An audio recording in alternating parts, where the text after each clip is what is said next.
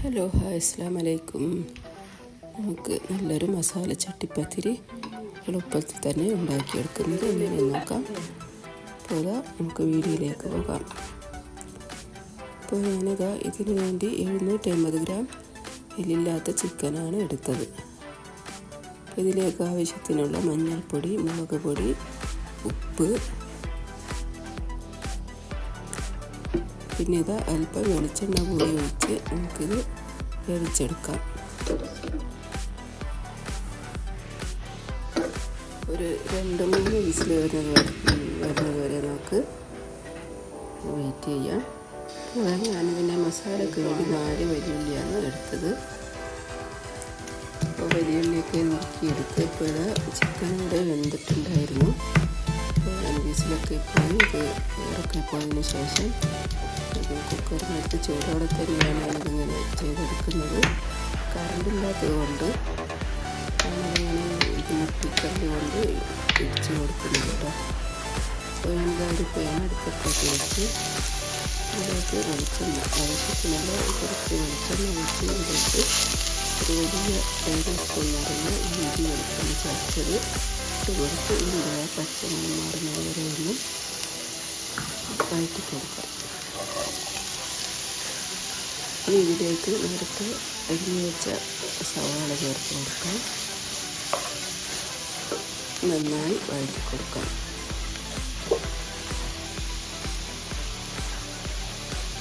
ഇനി ആവശ്യത്തിന് നമുക്ക് ഉപ്പിട്ട് കൊടുക്കാം. ഉപ്പിട്ട് കൊടുത്തതിന് ശേഷം വീണ്ടും നല്ലതുപോലെ വഴറ്റി കൊടുക്കാം. 2 പച്ചമുളകും കൂടി ചേർത്ത് കൊടുത്തിട്ടുണ്ട്.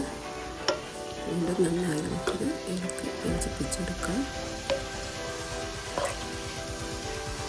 അപ്പോൾ കുറച്ച് നല്ലതുപോലെ വഴന്നു വന്നിട്ടുണ്ട്. ഇനി ആവശ്യത്തിന് ഒരു കളർ കിട്ടാൻ വേണ്ടിയിട്ടും മഞ്ഞൾപ്പൊടി ഇട്ട് കൊടുത്ത് വീണ്ടും നന്നായി ഇളക്കി യോജിപ്പിച്ച് പിന്നീട് ചിക്കൻ മസാലപ്പൊടി അല്ലെങ്കിൽ ഗരം മസാലപ്പൊടി ഉണ്ടെങ്കിൽ അതും ചേർത്ത് കൊടുക്കാം. ഇതിലേക്ക് എടുത്തുകൊണ്ട് പൊട്ടിച്ചരച്ച് വെച്ച ചിക്കൻ ഇട്ട് കൊടുക്കുക.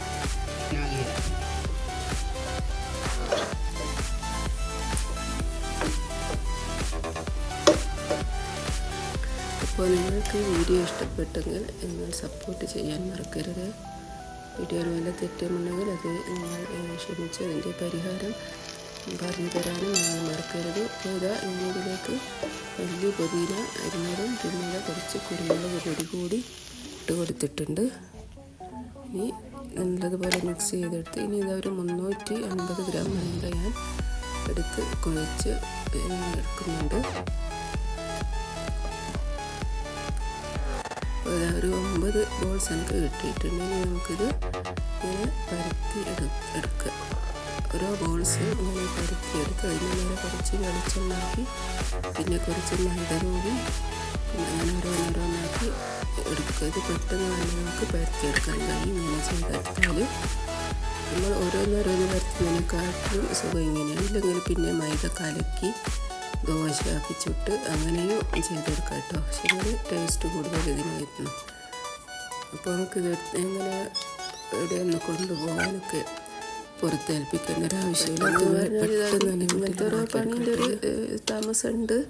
നമ്മളെവിടെ ഏൽപ്പിച്ചാൽ നമ്മൾ പോകാൻ ഇറങ്ങുമ്പോഴേക്കും അവരത് റെഡിയാക്കി വെച്ചിട്ടുണ്ടാവും. പക്ഷെങ്കിൽ ഇങ്ങനെ ആകുമ്പോൾ നമുക്ക് നമ്മൾ ഉണ്ടാക്കുമ്പോൾ ഇപ്പോൾ നമ്മൾ പുറത്തുനിന്ന് വാങ്ങുമ്പോൾ ഒരു 400-450 ഉറുപ്പ്യ എന്തായാലും വേണം. ഇപ്പോൾ നമ്മൾ ഉണ്ടാക്കുമ്പോൾ ഒരു 200-250 ഉറുപ്പ്യമേൽ നമുക്കിത് റെഡിയാക്കി കിട്ടും. ഇപ്പോൾ ഞാനിത് ഒരു 4-5 മുട്ട ഇത് പിന്നെ പൊട്ടിച്ച് ഒഴിക്കുന്നുണ്ട്.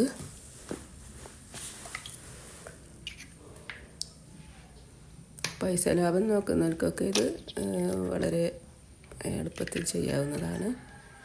പിന്നെ 5 മുട്ട ഞാൻ 5 മുട്ട വേണ്ടിയിരുന്നു കേട്ടോ. പിന്നെ ഞാൻ പാൽ ഒഴിച്ചിട്ടുണ്ടായിരുന്നു, അതുകൊണ്ടായിരിക്കും ചിലപ്പോൾ ഇത് കൂടുതലായിപ്പോയത്.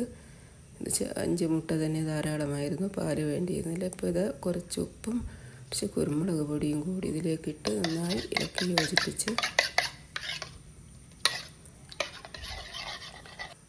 ഞാൻ കുറച്ച് ഒരു ഗ്ലാസ് പാലും കൂടി ഇതിലേക്ക് ഒഴിച്ച് കൊടുക്കുന്നുണ്ട്.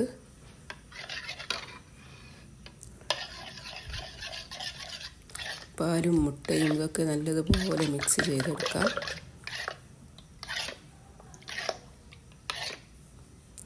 ഇനി ഞാൻ വലിയൊരു പാത്രത്തിലേക്ക് ഒഴിച്ച് കൊടുത്തിട്ടുള്ള തോല് ഞാൻ പാകത്തിന് മറ്റേ ചെറിയ പാത്രമായിരുന്നല്ലോ. അപ്പോൾ ഞാൻ ചട്ടി അടുപ്പത്തേക്ക് വെച്ച് കൊടുക്കുന്നുണ്ട്. പുറത്ത് നല്ല മാവ് ഒഴിഞ്ഞിട്ട് അങ്ങനത്തൊരു ചട്ടിപ്പത്തിരി ഉണ്ടാക്കാം. അപ്പോൾ ഞാൻ മസാല ഉണ്ടാക്കിയ ചട്ടി പാത്രം ഒഴിവാക്കി കഴുകിയെടുത്ത് അതിലേക്ക് ഞാനിപ്പം നെയ്യൊക്കെ തേച്ച് കൊടുത്ത് ഇനി ഇതോരോ തോലും ഈ മാവിൽ കുളിപ്പിച്ചെടുക്കുക. തോലിനെ മുട്ടയും പാലും മിക്സ് ചെയ്ത് ഇതിലേക്ക് കുളിപ്പിച്ചെടുത്ത് ഈ ചട്ടിയിലേക്ക് വെച്ച് കൊടുക്കുക.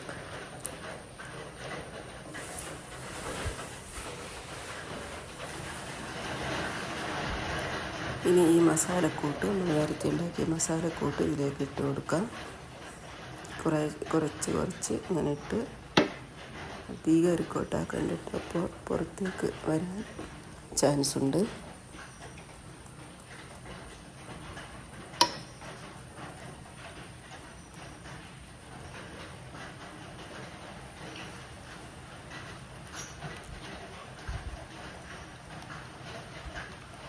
ഇനി വീണ്ടും തൊലി നമുക്കിത് മുട്ട പാല് മിക്സിലേക്ക് മുക്കി എന്നിട്ട് വീണ്ടും ഇതിൻ്റെ മേലേക്ക് വെച്ച് കൊടുക്കുക.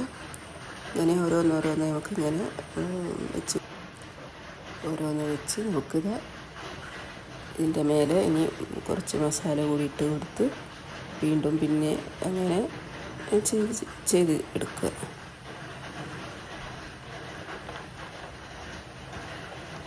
വീണ്ടും മസാല ഇട്ട് കൊടുക്കാം. അപ്പോൾ നിങ്ങൾക്ക് ഈ വീഡിയോ ഇഷ്ടപ്പെട്ടാൽ എന്നെ സപ്പോർട്ട് ചെയ്യാൻ മറക്കരുത്. നിങ്ങളുടെ അഭിപ്രായം കമൻറ്റായി രേഖപ്പെടുത്താനും മറക്കരുത്. ലൈക്ക് ചെയ്യാനും മറക്കരുത്. അപ്പോൾ ഇതാ ഞാൻ ഇതെല്ലാം 7 തോലാണ് കേട്ടോ അതിനോട് ആക്കിയത്. 2 തോല് പൊട്ടിപ്പോയി എന്ന് പറയും. അത് നമുക്കതിൻ്റെ നടുക്കൊക്കെ ഇങ്ങനെ വെച്ച് കൊടുക്കാൻ പാകത്തിന് ഉണ്ടായിരുന്നു കേട്ടോ. പക്ഷെങ്കിൽ മസാല കുറവായിരുന്നത് കൊണ്ട് ഞാനിങ്ങനെ ചെയ്തെടുത്തില്ല. ഈ മുട്ടക്കൂട്ടും ലേശം കൂടുതലായി പോയിട്ടുണ്ടായിരുന്നു. പാലൊഴിച്ച് കൊടുത്തത് കൊണ്ടാണ്. പാലിൻ്റെ ആവശ്യമില്ലായിരുന്നു. അപ്പോൾ ഇത് നല്ലതുപോലെ ഇതിങ്ങനെ പൊങ്ങി വന്നിട്ടുണ്ട് കേട്ടോ. അതാ ഞാനിപ്പോൾ പാത്രത്തിൽ നിന്നും ഞാൻ മാറ്റിയിട്ടുണ്ട്. ഇതാ പാത്രത്തിൽ നിന്ന് ഞാൻ ഒന്ന് തിരിച്ചിട്ട് കാണിച്ചു തരാം. അപ്പോൾ